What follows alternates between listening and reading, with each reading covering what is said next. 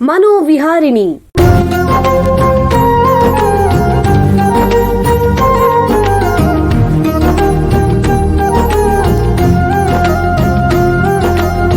ಬೆಂಗಳೂರಿನ ನಿಮ್ಹಾನ್ಸ್ ವತಿಯಿಂದ ಮಾನಸಿಕ ಆರೋಗ್ಯ ಮತ್ತು ನರವಿಜ್ಞಾನ ಕುರಿತ ಪ್ರಾಯೋಜಿತ ಶಿಕ್ಷಣ ಮಾಲಿಕೆ. ಸಹಯೋಗ ಡಾಕ್ಟರ್ ರಾಮಚಂದ್ರ ಎನ್ ಮೂರ್ತಿ, ಮಾನಸಿಕ ಆರೋಗ್ಯ ಮತ್ತು ನರವಿಜ್ಞಾನ ಪ್ರತಿಷ್ಠಾನ, ನಿಮ್ಹಾನ್ಸ್. ಕೇಳಿ ಮಾನಸಿಕ ಆರೋಗ್ಯ ಮತ್ತು ನರವಿಜ್ಞಾನ ಕುರಿತ ಮಾಲಿಕೆ ಮನೋವಿಹಾರಿಣಿ. ನಮಸ್ಕಾರ ಶ್ರೋತೃಗಳೇ, ನಿಮಗೆಲ್ಲರಿಗೂ ಮನೋವಿಹಾರಿಣಿ ಶಿಕ್ಷಣ ಮಾಲಿಕೆ ಈ ಸಂಚಿಕೆಗೆ ಆತ್ಮೀಯ ಸ್ವಾಗತ. ಹಿಂದಿನ 2 ಸಂಚಿಕೆಗಳಲ್ಲಿ ಮನಃಶಾಸ್ತ್ರ ಕ್ಷೇತ್ರದಲ್ಲಿ ಬಳಕೆಯಲ್ಲಿರುವಂತಹ ನ್ಯೂರೋ ಫೀಡ್ಬ್ಯಾಕ್ ಅನ್ನು ಉಪಯುಕ್ತ ಚಿಕಿತ್ಸಾ ವಿಧಾನದ ಬಗ್ಗೆ ತಿಳ್ಕೊಂಡ್ವಿ. ಇಂದಿನಿಂದ 2 ಸಂಚಿಕೆಗಳಲ್ಲಿ ಹೊಸದೊಂದು ವಿಷಯದ ಬಗ್ಗೆ ತಿಳ್ಕೊಳ್ಳೋಣ. ಜನರಲ್ಲಿ ಹಲವು ರೀತಿಯ ಮಾನಸಿಕ ಕಾಯಿಲೆಗಳು ಮತ್ತು ನರಮಂಡಲದ ಅಸ್ವಸ್ಥತೆಗಳು ಕಂಡುಬರುತ್ತವೆ. ಇವು ವ್ಯಕ್ತಿಯ ದೈನಂದಿನ ಜೀವನದ ಮೇಲೆ ಮತ್ತೆ ಆತ ಹೇಗೆ ಯೋಚಿಸ್ತಾನೆ, ಅನುಭವಿಸ್ತಾನೆ, ವರ್ತಿಸ್ತಾನೆ ಮತ್ತು ಕಾರ್ಯನಿರ್ವಹಿಸ್ತಾನೆ ಇತ್ಯಾದಿ ಮೇಲೆ ಗಾಢವಾದ ಪರಿಣಾಮ ಬೀರುತ್ತೆ. ಇವುಗಳಲ್ಲಿ ತೀವ್ರವಾದ ಖಿನ್ನತೆ, ಬೈಪೋಲಾರ್ ಡಿಸಾರ್ಡರ್, ಸ್ಕಿಜೋಫ್ರೀನಿಯಾ ಇತ್ಯಾದಿ ಗಂಭೀರವಾದ ಮಾನಸಿಕ ಸಮಸ್ಯೆಗಳು, ಪಾರ್ಕಿನ್ಸನ್ ಕಾಯಿಲೆ, ಎಪಿಲೆಪ್ಸಿಯಂತಹ ನರಮಂಡಲದ ಕಾಯಿಲೆಗಳು ಕೆಲವು ಉದಾಹರಣೆಗಳು.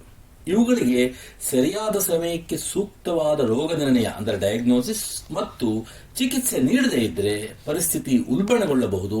ರೋಗಿಯಲ್ಲಿ ಯಾತನೆ, ಅಂಗವೈಕಲ್ಯ ಹೆಚ್ಚಬಹುದು. ಕೆಲವೊಮ್ಮೆ ಜೀವಕ್ಕೂ ಅಪಾಯ ಆಗಬಹುದು. ಹಲವು ಮಾನಸಿಕ ಕಾಯಿಲೆಗಳ ಚಿಕಿತ್ಸೆಗೆ ಒಳ್ಳೆಯ ಔಷಧಿಗಳು ಮತ್ತು ಮಾನಸಿಕ ಚಿಕಿತ್ಸೆಗಳು ಲಭ್ಯವಿವೆ. ಆದರೆ ಕೆಲವೊಮ್ಮೆ ಈ ಚಿಕಿತ್ಸೆಗಳು ಸರಿಯಾಗಿ ಕೆಲಸ ಮಾಡದೇ ಇರಬಹುದು ಅಥವಾ ಊಹಿಸಿದಷ್ಟು ಪರಿಹಾರ ನೀಡದೇ ಇರಬಹುದು. ಆದರೆ ವೈದ್ಯಕೀಯ ವಿಜ್ಞಾನದ ಪ್ರಗತಿಯಿಂದ ಇಂತಹ ಲೋಪಗಳನ್ನು ಸರಿಪಡಿಸಕ್ಕೆ ಹಲವು ಸುರಕ್ಷಿತ ವಿಧಾನಗಳು ಅಭಿವೃದ್ಧಿಯಾಗಿದೆ. ಇಂತಹ ಚಿಕಿತ್ಸೆಗಳ ವೈದ್ಯಕೀಯ ಹಿನ್ನೆಲೆಯನ್ನು ಸರಿಯಾಗಿ ತಿಳ್ಕೊಂಡ್ರೆ ಜನರಲ್ಲಿ ಇದರ ಬಗ್ಗೆ ಇರುವಂತಹ ತಪ್ಪು ಕಲ್ಪನೆಗಳು, ಅನಗತ್ಯ ಭಯ ಮತ್ತು ಹಿಂಜರಿಕೆ ಕಡಿಮೆ ಮಾಡಬಹುದು.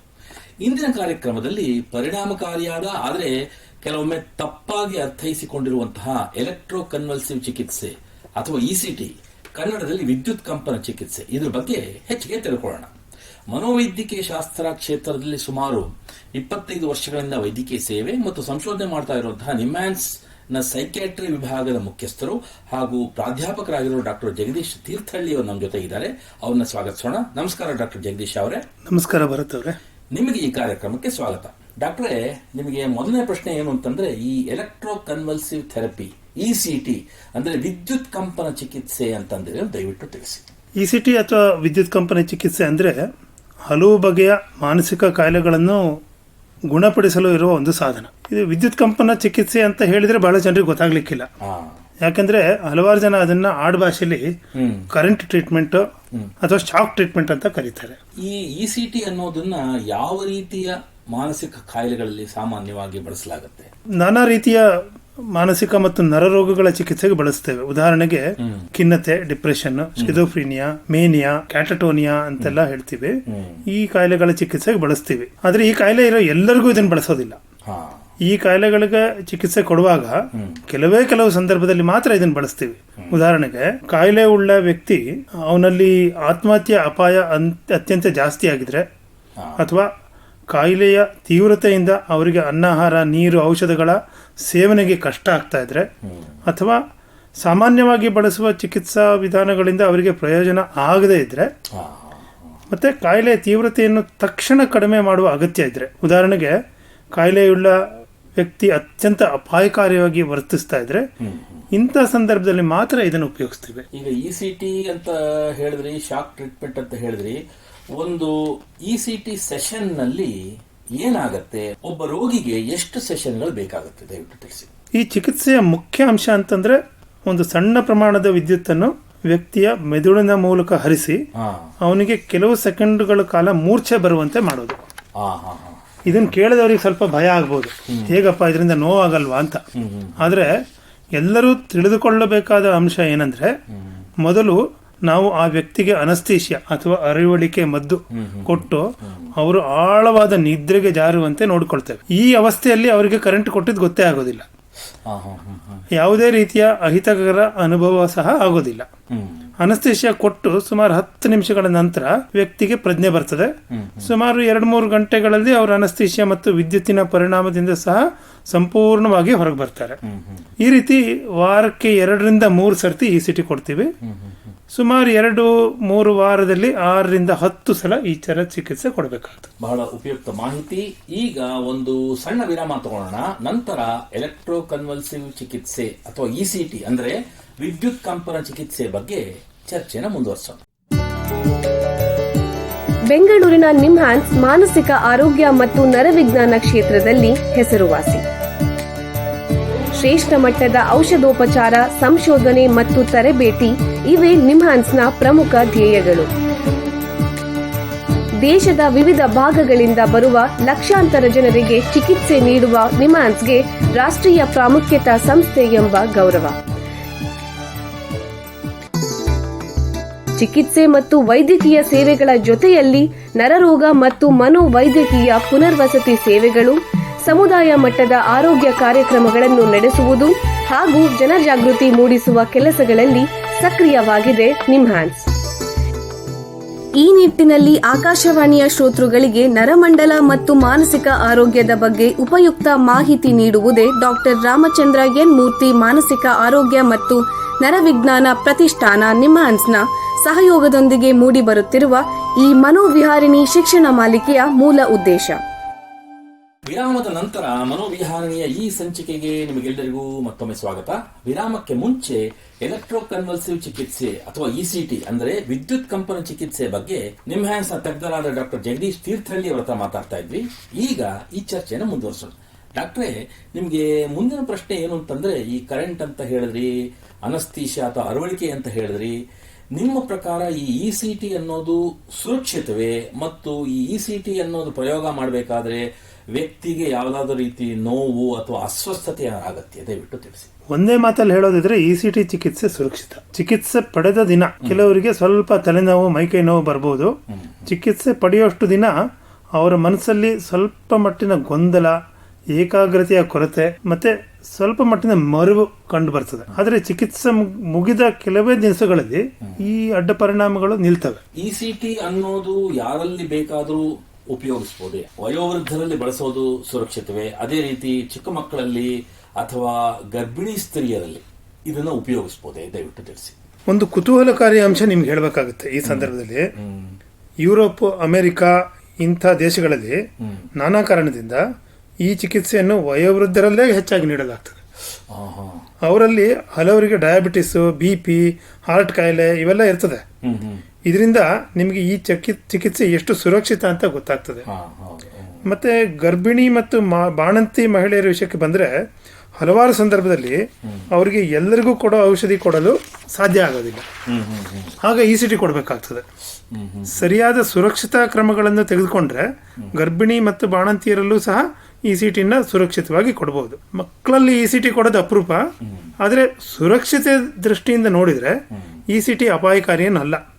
ನೂರಾರು ಮಕ್ಕಳಿಗೆ ನಿಮ್ಹಾನ್ಸ್ ಅಲ್ಲಿ ನಾವು ECT ಕೊಟ್ಟಿದ್ದೀವಿ. ಅವರಲ್ಲಿ ಹಲವರು ಈಗ ವಿದ್ಯಾವಂತರಾಗಿ ಒಳ್ಳೆ ಜೀವನ ನಡೆಸ್ತಾ ಇದ್ದಾರೆ. ಈಗ ಯಾವುದೇ ಒಂದು ಚಿಕಿತ್ಸೆ ಕೊಟ್ಟರು, ಈಗ ಉದಾಹರಣೆಗೆ ಮಾತ್ರೆ ಇರಬಹುದು, ಇದಕ್ಕೆ ಸಾಧಾರಣವಾಗಿ ಅಡ್ಡ ಪರಿಣಾಮಗಳು ಅಂತ ಇರುತ್ತೆ. ಅದೇ ರೀತಿ ಈ ECT ಅನ್ನೋದರ ಅಡ್ಡ ಪರಿಣಾಮ ಯಾರು ಇರುತ್ತೆ? ವಿಶೇಷವಾಗಿ ಈ ಸ್ಮರಣೆ, ನೆನಪಿನ ಶಕ್ತಿಗೆ ಸಂಬಂಧಪಟ್ಟಂಗೆ. ನಾನು ಈಗಾಗಲೇ ಹೇಳಿದಂಗೆ ECT ಪಡೆಯೋ ದಿನಗಳಲ್ಲಿ ಮತ್ತು ಪಡೆದು ಕೆಲ ದಿನಗಳವರೆಗೆ ಆ ವ್ಯಕ್ತಿಯ ಯೋಚನಾ ಲಹರಿ, ಏಕಾಗ್ರತೆ ಮತ್ತು ನೆನಪಿನ ಶಕ್ತಿಯಲ್ಲಿ ಸ್ವಲ್ಪ ಮಟ್ಟಿನ ವ್ಯತ್ಯಯ ಸಾಮಾನ್ಯವಾಗಿರ್ತದೆ. ಆದರೆ ECT ಮುಗಿದು ಕೆಲವೇ ದಿನಗಳಲ್ಲಿ ಈ ವಿಚಾರಗಳಲ್ಲಿ ಸುಧಾರಣೆ ಕಂಡು ಬಂದು ವ್ಯಕ್ತಿಯ ಮೊದಲಿನ ಸಾಮರ್ಥ್ಯ ಮರಳಿ ಬರ್ತದೆ. ಆಮೇಲೆ ECT ಪಡೆದುಕೊಂಡ ದಿನಗಳು ಮತ್ತೆ ಅದಕ್ಕೆ ಮುಂಚಿನ ಕೆಲ ದಿನಗಳ ಬಗ್ಗೆ ಆ ವ್ಯಕ್ತಿಯ ನೆನಪುಗಳು ಸ್ವಲ್ಪ ಗೋಜಲಾಗಿರ್ತದೆ. ಆದರೆ ಬಹಳ ಹಿಂದಿನ ನೆನಪುಗಳು ಮತ್ತು ECTಯ ನಂತರದ ದಿನಗಳ ನೆನಪುಗಳಿಗೆ ಯಾವುದೇ ಧಕ್ಕೆ ಬರೋದಿಲ್ಲ. ಎಷ್ಟೋ ಜನ ಅಂದ್ಕೊಳ್ತಾರೆ ECT ಕೊಟ್ಟರೆ ಹಿಂದಿನ ಎಲ್ಲ ನೆನಪು ಅಳಿಸಿ ಹೋಗ್ತದೆ ಅಂತ. ಕೆಲವು ರೋಗಿಗಳು ಹಳೆ ನೆನಪು ಅಳಿಸಿ ಹೋಗ್ಲಿ ಅಂತಾನೆ ECT ಕೊಡಿ ಅಂತ ಕೇಳ್ತಾರೆ. ಆದ್ರೆ ECTಯಿಂದ ಹಾಗಾಗೋದಿಲ್ಲ ಅನ್ನೋದನ್ನ ನಾನು ಈ ಸಂದರ್ಭದಲ್ಲಿ ಹೇಳಬಯಸ್ತೇನೆ. ಈಗ ನಿಮ್ಮ ಪ್ರಕಾರ ಈ ECT ಅನ್ನೋದು ಎಷ್ಟು ಪರಿಣಾಮಕಾರಿ, ಅಂದ್ರೆ ರೋಗಿಗಳು ಎಷ್ಟು ಬೇಗ ಸುಧಾರಣೆಯನ್ನ ನಿರೀಕ್ಷಿಸಬಹುದು? ECT ಒಂದು ಅತ್ಯಂತ ಪರಿಣಾಮಕಾರಿ ಚಿಕಿತ್ಸಾ ವಿಧಾನ. ಹಾಗಂತ ಅದನ್ನು ಎಲ್ಲಾ ಮನೋರೋಗಿಗಳಿಗೆ ನಾವು ಕೊಡೋದಿಲ್ಲ. ನಾನು ಆಗ್ಲೇ ಹೇಳಿದ ಸಂದರ್ಭದಲ್ಲಿ ಮಾತ್ರ ಅದನ್ನು ಉಪಯೋಗಿಸ್ತೀವಿ. ಮತ್ತೆ ಅಂತ ಸಂದರ್ಭದಲ್ಲಿ ಮಾತ್ರ ಅದು ಅತ್ಯಂತ ಪರಿಣಾಮಕಾರಿಯಾಗಿರ್ತದೆ. ಈಗ ಎಲ್ಲರಿಗೂ ಕೊಡ್ತಾ ಹೋದ್ರೆ ಎಲ್ಲರೂ ಹುಷಾರಾಗೋದಿಲ್ಲ. ಯಾರಿಗೆ ಕೊಡ್ಬೇಕೋ ಅವ್ರಿಗೆ ಕೊಟ್ರೆ ಮಾತ್ರ ಹುಷಾರಾಗ್ತಾರೆ. ಇಷ್ಟವಾದ ರೋಗಿಗಳನ್ನ ನೀವೇ ಆಯ್ಕೆ ಮಾಡಿ ಅಂತವ್ರಿಗೆ ಮಾತ್ರ ಕೊಡ್ತೀರಾ? ಹೌದು, ಅಂತವ್ರಿಗೆ ಕೊಟ್ರೆ ಅದು ಅತ್ಯಂತ ಪರಿಣಾಮಕಾರಿ ಕೆಲಸ ಮಾಡ್ತದೆ. ಮತ್ತು ECT ಪರಿಣಾಮ ಕಾಣಿಸಿಕೊಳ್ಳಲು ಸಾಮಾನ್ಯವಾಗಿ 1 ರಿಂದ 2 ವಾರ ಬೇಕಾಗ್ತದೆ. ತೀರಾ ಕೆಲವರಲ್ಲಿ ಮಾತ್ರ ಹೆಚ್ಚಿನ ದಿವಸಗಳು, ಅಂದ್ರೆ ಸುಮಾರು 1 ತಿಂಗಳು ಬೇಕಾಗಬಹುದು. ಅಂದ್ರೆ ಕೆಲವು ವಾರಗಳು ಬೇಕಾಗ್ತದೆ ಚಿಕಿತ್ಸೆ ಇಫೆಕ್ಟ್ ಗೊತ್ತಾಗ್ಲಿಕ್ಕೆ. ಈಗ ನೀವು ಆಗ್ಲೇ ಹೇಳಿದ್ರಿ ಈ ECT ಅಂತಂದ್ರೆ ಕರೆಂಟ್ ಥೆರಪಿ ಅಥವಾ ಶಾಕ್ ಥೆರಪಿ, ಶಾಕ್ ಟ್ರೀಟ್ಮೆಂಟ್ ಅಂದ್ಬಿಟ್ಟು.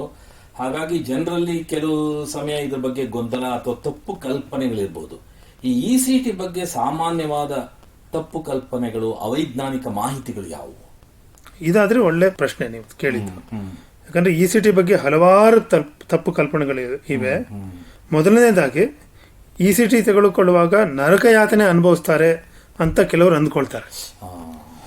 ಈ ಸಿನಿಮಾಗಳಲ್ಲಿ ತಪ್ಪಾಗಿ ಈ ರೀತಿ ತೋರಿಸೋದ್ರಿಂದ ಈ ರೀತಿಯ ಕಲ್ಪನೆ ಜನರಲ್ಲಿ ಬಂದಿರ್ತದೆ. ಆದರೆ ನಾವು ಆಪರೇಷನ್ ಮಾಡಬೇಕಾದ್ರೆ ಹೇಗೆ ರೋಗಿಗೆ ಮೊದಲು ಅರಿವಳಿಕೆ ನೀಡಿ ಪ್ರಜ್ಞೆ ತಪ್ಪಿಸಿ ನಂತರ ಆಪರೇಷನ್ ಮಾಡ್ತಾರೋ, ಅದೇ ರೀತಿ ECT ಕೊಡುವಾಗ್ಲೂ ರೋಗಿಯ ಪ್ರಜ್ಞೆ ತಪ್ಪಿಸಿ ಅವರಿಗೆ ವಿದ್ಯುತ್ ಶಕ್ತಿಯ ಅನುಭವ ಆಗದಂತೆ ನೋಡಿಕೊಂಡು ನಂತರ ಚಿಕಿತ್ಸೆ ಕೊಡ್ತೀವಿ. ಎರಡನೇ ತಪ್ಪು ಕಲ್ಪನೆ ಅಂತಂದ್ರೆ ECT ಕೊಟ್ಟರೆ ಜ್ಞಾಪಶಕ್ತಿ ಕಂಪ್ಲೀಟ್ ಆಗಿ ಹೋಗ್ತದೆ, ಸಂಪೂರ್ಣ ಕುಂದಿ ಹೋಗ್ತದೆ ಅಂತ. ನಾನು ಈಗಾಗಲೇ ಹೇಳಿದ್ದೀನಿ, ಆ ಥರದ್ದೇನು ಆಗೋದಿಲ್ಲ. ಮೂರನೇ ತಪ್ಪು ಕಲ್ಪನೆ ಅಂತಂದ್ರೆ ಒಮ್ಮೆ ECT ಕೊಟ್ಟರೆ ಮತ್ತೆ ಮತ್ತೆ ECT ಕೊಡಬೇಕಾಗುತ್ತೆ ಅಂತ.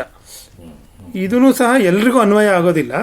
ಹೆಚ್ಚಿನ ಜನರಲ್ಲಿ ECT ಜೀವನದಲ್ಲಿ 1-2 ಸರ್ತಿ ಕೊಡಬೇಕಾಗ್ತದೆ. ಕೆಲವರಿಗೆ ಬೇರೆ ಬೇರೆ ಚಿಕಿತ್ಸೆಯಿಂದ ಪ್ರಯೋಜನ ಆಗದೆ ಬರೀ ECT ಇಂದ ಪ್ರಯೋಜನ ಆಗಿರ್ತದೆ. ಅಂಥವರಲ್ಲಿ ಕೆಲವರಿಗೆ ಮಾತ್ರ ನಾವು ಪದೇ ಪದೇ ECT ಕೊಡಬೇಕಾಗ್ತದೆ.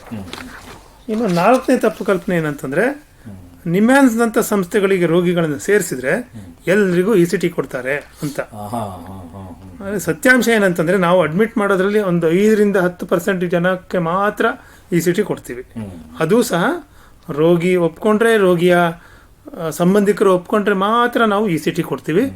ಯಾರಿಗೂ ಅವರ ಇಚ್ಛೆಗೆ ವಿರುದ್ಧವಾಗಿ ಅವರ ಸಂಬಂಧಿಕರು ಬೇಡ ಅಂತಂದ್ರೂ ಸಹ ಜಬರ್ದಸ್ತಿಯಾಗಿ ನಾವು ECT ಕೊಡೋದಿಲ್ಲ. ಈ ತಪ್ಪು ಕಲ್ಪನೆಗಳನ್ನ ದೂರ ಮಾಡೋದು ಬಹಳ ಮುಖ್ಯ. ಈಗ ECT ಬಗ್ಗೆ ಸಾಕಷ್ಟು ವಿವರಣೆ ಕೊಟ್ಟಿದ್ದೀರಾ. ಈ ಕರೆಂಟ್ ಹಾಯಿಸೋದು, ವಿದ್ಯುತ್ ಶಕ್ತಿ ಹಾಯಿಸೋದು ಮೆದುಳಿಗೆ ಅಂತೆಲ್ಲ ಹೇಳ್ತೀರಲ್ಲ, ನಿಮ್ಮ ಪ್ರಕಾರ ಈ ಮೆದುಳಿನ ಮಟ್ಟದಲ್ಲಿ ECT ಅನ್ನೋದು ಹೇಗೆ ಕೆಲಸ ಮಾಡುತ್ತೆ? ನೋಡಿ, ಇಲ್ಲಿ ತನಕ ಬಹಳ ಸುಲಭವಾದ ಪ್ರಶ್ನೆಗಳನ್ನು ಕೇಳ್ತಿದ್ರಿ, ಕೊನೆಯಲ್ಲಿ ಕಷ್ಟದ ಪ್ರಶ್ನೆ ಕೇಳಿದ್ರಿ. ಸರಳವಾಗಿ ಹೇಳ್ಬೇಕಂತಂದ್ರೆ ECT ಹೇಗೆ ಕೆಲಸ ಮಾಡುತ್ತೆ ಅಂತ ನಿರ್ದಿಷ್ಟವಾಗಿ ಹೇಳೋದು ನಮಗಿನ್ನೂ ಗೊತ್ತಿಲ್ಲ. ಆದರೆ ನಮ್ಮ ಮೆದುಳಿನಲ್ಲಿರುವ ಹಲವಾರು ರಾಸಾಯನಿಕ ಅಂಶಗಳ ಏರುಪೇರನ್ನು ECTಯು ನಿಯಂತ್ರಿಸಿ ಒಂದು ಸಮತೋಲನಗೊಳಿಸ್ತದೆ. ಈ ದಿಸೆಯಲ್ಲಿ ಅದು ಕೆಲಸ ಮಾಡ್ತದೆ ಅಂತ ನಾವು ನಂಬ್ತೀವಿ. ಒಟ್ಟಿನಲ್ಲಿ ಅದು ಹೇಗೆ ಕೆಲಸ ಮಾಡ್ತದೆ ಎಂದು ಕರಾರುವಕ್ಕಾಗಿ ಹೇಳೋದಕ್ಕೆ ನಮಗೆ ಬರೋದಿಲ್ಲ. ಆದರೆ ಅದು ಚೆನ್ನಾಗಿ ಕೆಲಸ ಮಾಡ್ತದೆ ಮತ್ತು ಒಂದು ಸುರಕ್ಷಿತ ವಿಧಾನ ಎಂದು ಹೇಳೋದಕ್ಕೆ ಯಾವುದೇ ಹಿಂಜರಿಕೆ ಇಲ್ಲ. ಬಹಳ ಉಪಯುಕ್ತ ಮಾಹಿತಿ. ನೋಡಿ, ನಿಮ್ಮ ಹತ್ರ ಮಾತಾಡ್ತಾ ಕಾಲ ಕಳೆದಿದ್ದೇ ಗೊತ್ತಾಗಿಲ್ಲ. ಇಲ್ಲಿಗೆ ಸಂಚಿಕೆ ಮುಗಿಸುವಂತ ಸಮಯ ಆಗ್ತಿದೆ. ಡಾಕ್ಟರ್ ಜಗದೀಶ ಅವರೇ, ಎಲ್ಲ ಕೇಳುಗರಿಗೆ ಎಲೆಕ್ಟ್ರೋ ಕನ್ವಲ್ಸಿವ್ ಚಿಕಿತ್ಸೆ ಅಥವಾ ECT ಅಂದ್ರೆ ವಿದ್ಯುತ್ ಕಂಪನ ಚಿಕಿತ್ಸೆ ಬಗ್ಗೆ ಉಪಯುಕ್ತ ಮಾಹಿತಿ ನೀಡಿದಿರಾ. ನಿಮಗೆ ಎಲ್ಲರ ಪರವಾಗಿ ಧನ್ಯವಾದಗಳು. ಶ್ರೋತೃಗಳೇ, ಮಾನಸಿಕ ಆರೋಗ್ಯ ಮತ್ತು ನರವಿಜ್ಞಾನದ ಬಗ್ಗೆ, ಅದರಲ್ಲೂ ವಿದ್ಯುತ್ ಅಥವಾ ಅಯಸ್ಕಾಂತ ಬಳಸಿ ಮೆದುಳಿಗೆ ಚಿಕಿತ್ಸೆ ಕೊಡುವಂತಹ ವಿಧಾನಗಳ ಬಗ್ಗೆ ಇನ್ನೂ ಹೆಚ್ಚಿನ ಮಾಹಿತಿಯೊಂದಿಗೆ ಮನೋವಿಹಾರಣೆ ಮುಂದಿನ ಸಂಚಿಕೆಯಲ್ಲಿ ಭೇಟಿಯಾಗೋಣ. ನಮಸ್ಕಾರ. ಇಲ್ಲಿಯವರೆಗೆ ಬೆಂಗಳೂರಿನ ನಿಮ್ಹಾನ್ಸ್ ವತಿಯಿಂದ ಮಾನಸಿಕ ಆರೋಗ್ಯ ಮತ್ತು ನರವಿಜ್ಞಾನ ಕುರಿತ ಪ್ರಾಯೋಜಿತ ಶಿಕ್ಷಣ ಮಾಲಿಕೆ ಮನೋವಿಹಾರಿಣಿ ಕೇಳಿದಿರಿ. ಸಹಯೋಗ ಡಾಕ್ಟರ್ ರಾಮಚಂದ್ರ ಎನ್ ಮೂರ್ತಿ, ಮಾನಸಿಕ ಆರೋಗ್ಯ ಮತ್ತು ನರವಿಜ್ಞಾನ ಪ್ರತಿಷ್ಠಾನ, ನಿಮ್ಹಾನ್ಸ್. ನೆರವು ಡಾಕ್ಟರ್ KS ಮೀನಾ, ನಿಮ್ಹಾನ್ಸ್. ಮಾನಸಿಕ ಆರೋಗ್ಯ ಶಿಕ್ಷಣ ವಿಭಾಗ, ನಿಮ್ಹಾನ್ಸ್.